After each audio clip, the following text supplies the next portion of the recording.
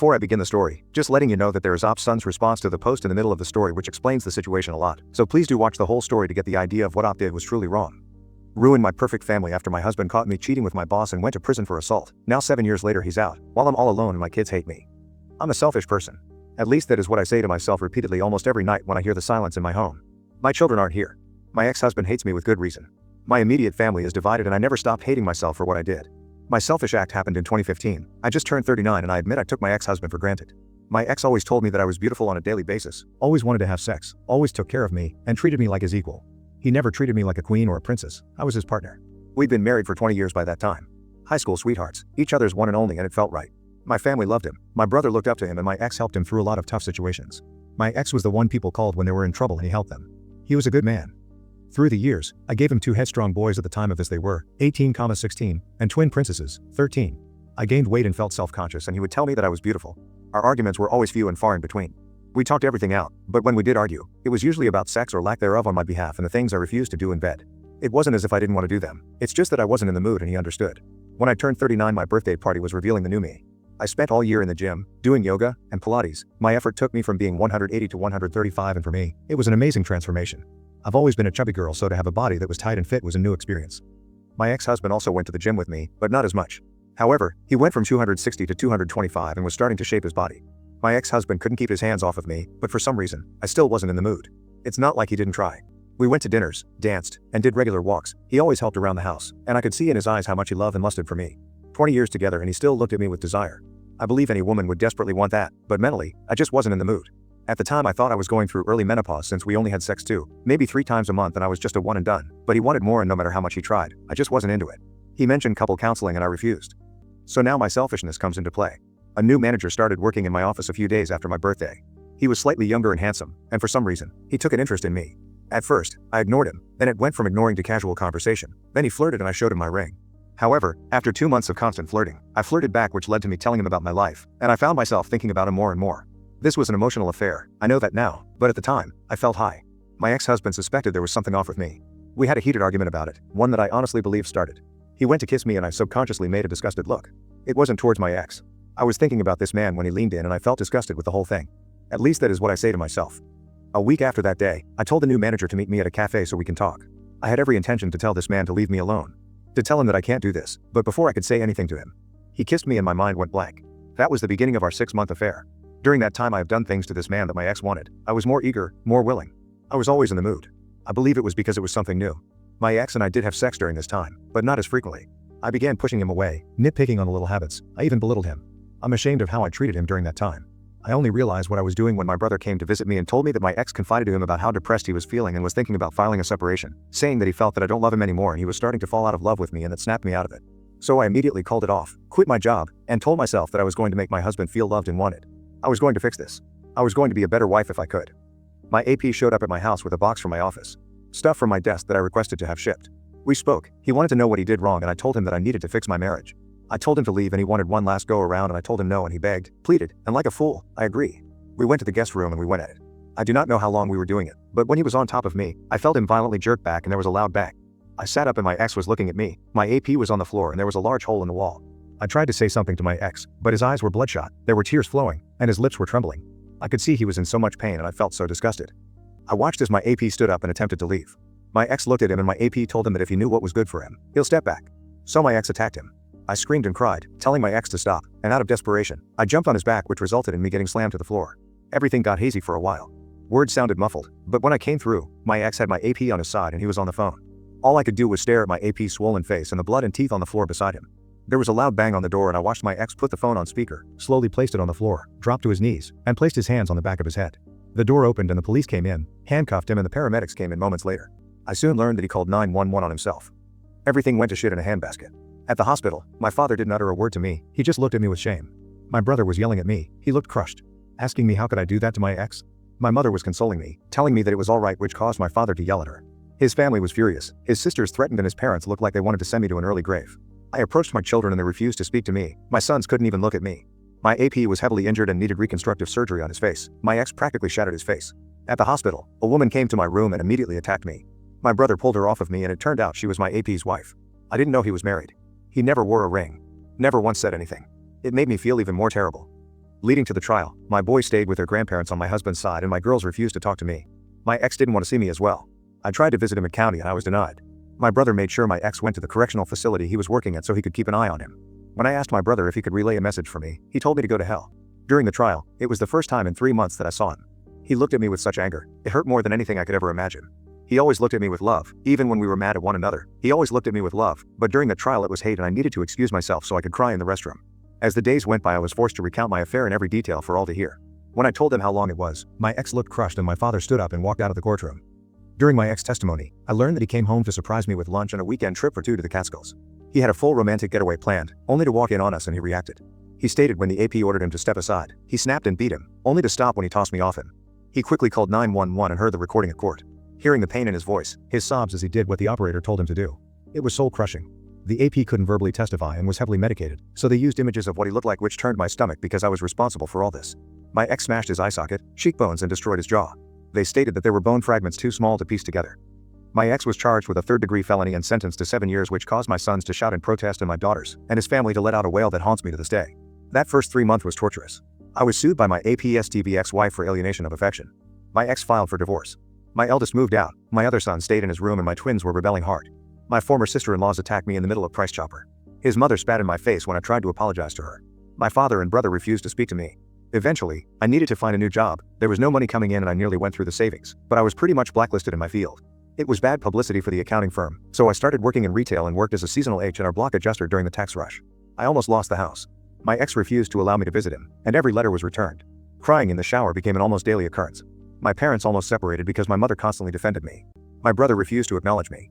Even my friends who I had since grade school were divided. Soon I began to have thoughts of ending things, of picking up my belongings and disappearing. The guilt was so heavy. Eventually, I saw a therapist and she scolded me. Told me that I just got comfortable with my ex. I didn't see him as a husband. I saw him as a friend with benefits and I treated him as much. She's right. I did. I got too comfortable with him. I saw him as a companion. Yet he saw me as his wife, mother of his children, the woman he loved and desired. I took him for granted. Almost a year went by.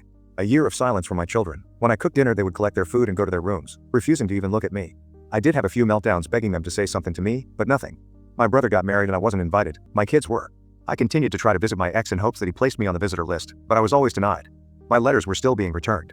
It made me severely depressed and I knew I deserved it. Then one day out of the blue, my brother showed up. I was shocked to see him and happy. This was the first time since the trial he came to my house and he just came to scold me. Told me that my ex was in the infirmary after getting stabbed. An inmate tried to sexually assault him in his cell, resulting in my ex getting stabbed in his stomach and the inmate getting his spine broken. My brother screamed at me, "You did this," before going back to his truck. I cried for days after that. Because he was right. I did this. I tried to visit him at the infirmary and I was still denied. For 4 additional years, I tried to talk to him and still wrote letters, but they were returned. Thankfully, our children visited their father, a lot. That is how I learned he was placed in protective custody by my brother since his attack. Through the years, my eldest went to the same college my ex attended, and even took the same major. He only calls his siblings. He never wanted to talk to me. He never comes to the house for the holidays, only to his grandparents. My other son followed suit, by going to the same college and refusing to call me as well. My twins were hard on me, but they visited their father weekly, which bettered their mood, and whenever they get overly rebellious, they had their uncle put them in their place, but my brother and I still hardly spoke. I tried to visit his wife when they had their first child, but I was asked to leave. My mother kept me in the loop on what was happening in their lives. My father still refused to acknowledge me. Then at the beginning of May this year, my kids were happy and my sons came home. I didn't know why and I didn't care. They were home. For 4 months my children were around and I did everything I could to show them how sorry I was. But I was mostly ignored, but they were talking to me and it made me so happy to have a conversation with them. To know what was happening in their lives. My eldest was dating a woman for over a year. My second born was on a college track team. Even my girls began to talk to me again and I hated myself even more for what I did to them. Seeing them smiling again, joking, and eating dinner together. I missed it so much. At the end of August, I was all gearing up for the twins' first day of their senior year, which also falls on their 18th birthday. I expressed my excitement over their birthday party, told them what I was planning to do, and without hesitation, my girls asked me if we can do it on a different day. It confused me because I thought we were starting to get better. When I asked why, one of them said, "Because Dad is throwing us a party and I don't want you near him." That comment shocked me. I asked when their father was released and they said he got out at the end of April for good behavior. I cried because he was out and it broke me a bit more. They were around more because he was out. They were happier and cheerful because they had their father back in their lives. It wasn't because we were starting to heal. They had him back. I asked where he was staying and they told me that he was staying with my brother. I tried calling. I needed to talk to him, but he refused. I tried going over holding all of the letters that were returned through the years and I saw him briefly, through the door crack. I shout out his name and I was asked to leave by my brother. I handed him the letters and left. When I got to the driveway I heard his voice. I turned around and he was walking towards me. I instantly started crying and went to hug him and he handed me back my letters. "You forgot this," he coldly said to me, and I cried watching him walk away. I begged him. I pleaded for him to just talk to me and he just walked back into that house. My children were staring at me by the door and they all had no love in their eyes for me. At that moment I realized that my children were just tolerating me. However, I still want to fix this. I want to tell him how selfish I was. I want to tell him how much I missed him. Tell him that I am so sorry for destroying what we had. So I'm trying to still push through my daily life. I learned from my mother that my AP's ex-wife was visiting my ex 2 years ago and she's been coming around to see him. I don't care really. I just want him to somehow forgive me. I want him to talk to me. I want him to be beside me. I want him to look at me the way that he used to. I want my kids beside us. I just want my family back. Yet I know I don't deserve it. Even by some miracle, we become one again, it will never be the same. I was selfish and I wish I could take it all back. This is a response to my mother's post "My selfishness ruined my family." On support for Wayward. I'm a regular on Reddit, so I'm using a throwaway because I really don't want any of the people I know in my social life to know that this is me. I strive to keep my past a secret. My college friends don't know that my dad was in prison. Nor do I care to tell them. So when I walked around campus and heard a lot of people talking about this post and fucking sharing it brought back a lot of emotions that I have been trying to overcome. So I looked it up and there was enough information provided to know that it was about my family and it angered me. I reached out to my mother who began with the damn waterworks and I yelled at her. When I went to see my dad and told him what I did, he yelled at me. My father is a good man. He only yelled at me for cursing my mother. Tells me that I may not love my mother, but I need to respect her. It's hard to respect someone like that. My father always struggled. He would drill into our heads that we should be grateful for growing up in an area where we wouldn't get attacked for getting good grades or getting caught reading by the kids. We're your junk for wanting white things like going to college. He told us it was like that for him in the South Bronx. My aunts told us how he joined a gang at 13 just so he can be left alone while he went to school. When he was 15, his father passed away from cancer, and my father had to be a surrogate parent to his 2 sisters. Since there was no life insurance, he worked and did what he had to do in order to help pay the rent and put food on the table while still attending school. My dad said it was fortunate that his mother remarried a good man and they moved to upstate New York for a better life. From what my uncle told me, he and his friends thought my dad was weird. It was the 90s and my dad walked into school with really baggy clothing and a Puerto Rican flag shirt and they decided to mess with him. My uncle said they didn't expect my dad to instantly fight them and he kicked their asses, but instead of walking away, my dad helped him up and asked if he wanted to skip school, share a 40 and talk things out. My uncle said when my dad did that he knew they were going to be friends and they started hanging out. He introduced him to my mom and they hit it off. They went to the same college and by the end of their freshman year, they married. Growing up, my parents were the lovey-dovey couple. They were always holding hands, kissing, and it was really embarrassing. Even at the start of my senior year when everything went to shit. He was acting like a teenager when it came to my mom. He loved her, respected her. I can honestly say he never placed her on a pedestal. He would lecture me that a woman will not respect a man who placed them on a pedestal, and when I asked why he said because they will always be looking down on you. My dad told me that his father and stepfather had the same mindset. You treat your wife as your equal. She is your best friend, she is your confidant like you are hers. My dad had his quirks. He was a big guy and always joking. 5'11", 260 pounds, and despite being heavy, he was very active. I used to love it when he would sing to my mom. We all did. He would serenade her, he would buy her flowers, and write on the card because it's a Thursday and I was thinking about you. He wrote her the occasional love letter and would defend her honor when someone was rude or disrespectful to her. Always told her how beautiful she was. My dad showed the girls what kind of a man they should have in their lives. When it came to my uncle, my dad was always there for him. Even when everyone thought he was a lost cause, my dad never gave up on him and as my grandfather once said, knocked the stupid out of him and left behind a man he was supposed to be. That phrase always made me laugh.